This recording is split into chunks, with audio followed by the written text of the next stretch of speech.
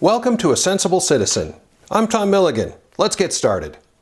The legendary Mexican gray wolf is nearly extinct.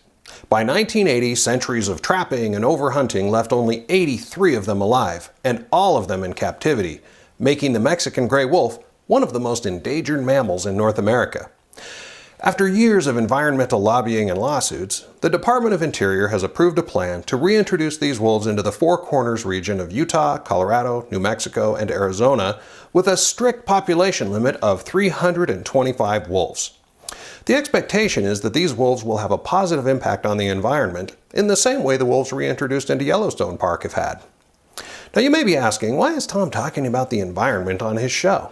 Well, here we go. In the late 2015, the governors of Utah, Colorado, New Mexico, and Arizona wrote a joint letter to the feds begging them to reconsider the reintroduction plan.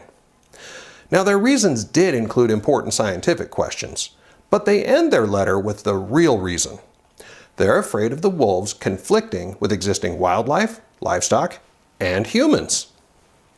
On the surface, that makes a lot of sense. I mean, that is their job, right? To protect their people? But here's the twist. 3 of those 4 governors willingly and openly support accepting Syrian refugees into their states. That's right.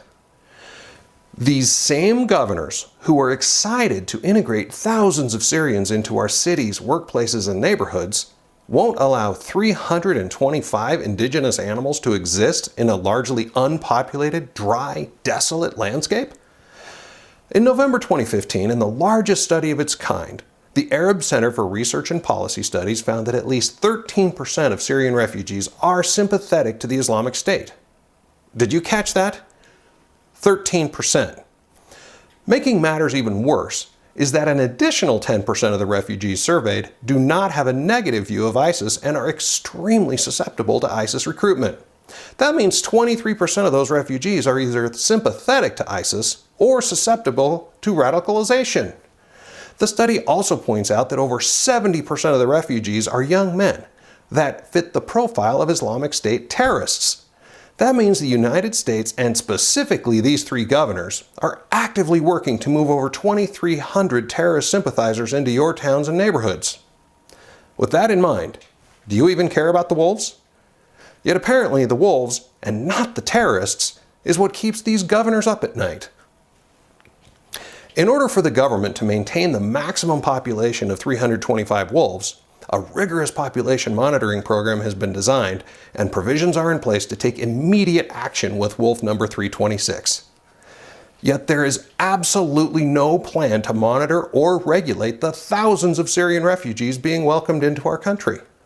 As a matter of fact, despite the overwhelming evidence that there are hundreds or even thousands of terrorist sympathizers and actual terrorists amongst these refugees, anyone that even hints at additional vetting, let alone monitoring, is labeled a bigot by the liberals and the liberal media.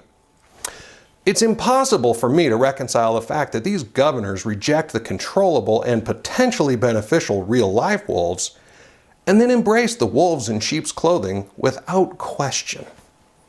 Great job protecting your citizens, governors. That's it for today. Thanks for watching. I'm Tom Milligan, and this is A Sensible Citizen.